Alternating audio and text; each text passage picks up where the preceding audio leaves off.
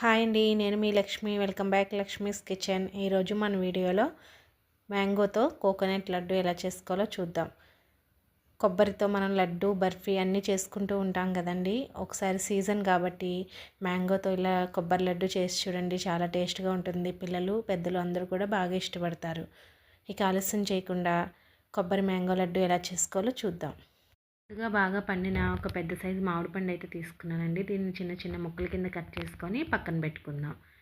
ఇక్కడ నేను ఒక కొబ్బరికాయ తీసుకున్నానండి. ఒక కొబ్బరికాయకి బిగ్ సైజ్ మామిడి పండు అయితే సరిపోతుంది. దీనిపైన ఉన్న బ్రౌన్ పార్ట్ మొత్తం తీసేసుకొని దీన్ని చిన్న చిన్న ముక్కల కింద కట్ చేసుకొని మిక్సీ జార్లో వేసుకొని ఫోర్స్గా గ్రైండ్ చేసుకోవాలి. చూసారు కదండి, ఇక్కడ వీడియోలో చూపిస్తున్నట్టు ఇలా ఫోర్స్గా గ్రైండ్ చేసుకుంటే మనకి అంతా ఈవెన్గా అవుతుందండి.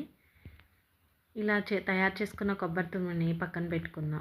ఇప్పుడు ముందుగా కట్ చేసుకున్న మామిడి పండు ముక్కలను కూడా మెత్తగా గ్రైండ్ చేసుకోవాలి. ఇప్పుడు స్టవ్ ఆన్ చేసి ఒక ప్యాన్ పెట్టుకోవాలి. ఇందులో 3 టేబుల్ స్పూన్ వరకు నెయ్యి వేసుకుందాం. నెయ్యి కొంచెం వేడైన తర్వాత మనం ముందుగా తురుము పెట్టుకున్న కొబ్బరి తురుము వేసుకొని ఫ్రై చేసుకోవాలి. కొబ్బరి తురుము కలర్ చేంజ్ అవ్వక్కర్లేదండి. కొబ్బరి తురుములో ఉన్న తేమ మొత్తం ఇంకిపోయి పొడి పొల్లాడుతూ వస్తే సరిపోతుంది. ఇలా ఒక 5 నిమిషాలు ఫ్రై చేసుకుంటే సరిపోతుందండి.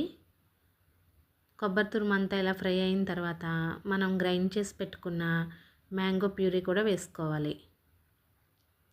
ఇక్కడ నేను తీసుకున్న ఒక కొబ్బరికాయకి ఒక పెద్ద సైజు మామిడి పండు ప్యూరీ అయితే సరిపోతుందండి. ఇలా మ్యాంగో ప్యూరీ అంతా వేసిన తర్వాత అన్నీ బాగా కలిసేటట్టు కలుపుకోవాలి.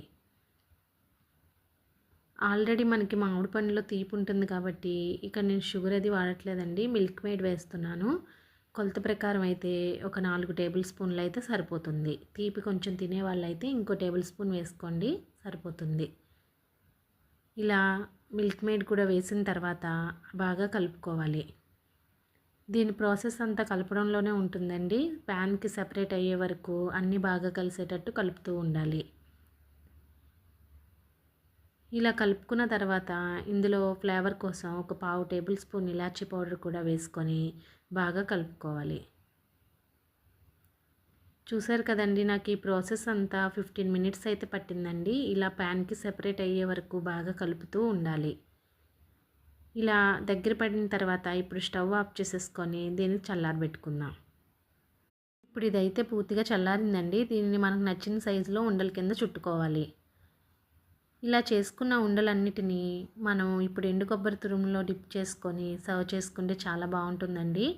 మనం రెగ్యులర్గా చేసుకునే కొబ్బరి లడ్డు కంటే ఒకసారి సీజన్లో ఇలా మ్యాంగో కొబ్బరి లడ్డు చేసి చూడండి, చాలా బాగుంటుంది. ఈ వీడియో కనుక మీకు నచ్చినట్లయితే మన ఛానల్ని లైక్ చేయండి, షేర్ చేయండి, సబ్స్క్రైబ్ చేయండి. అలాగే పక్కనే ఉన్న బెల్ ఐకాన్ని ఆన్లో పెట్టుకోండి. Thanks for watching.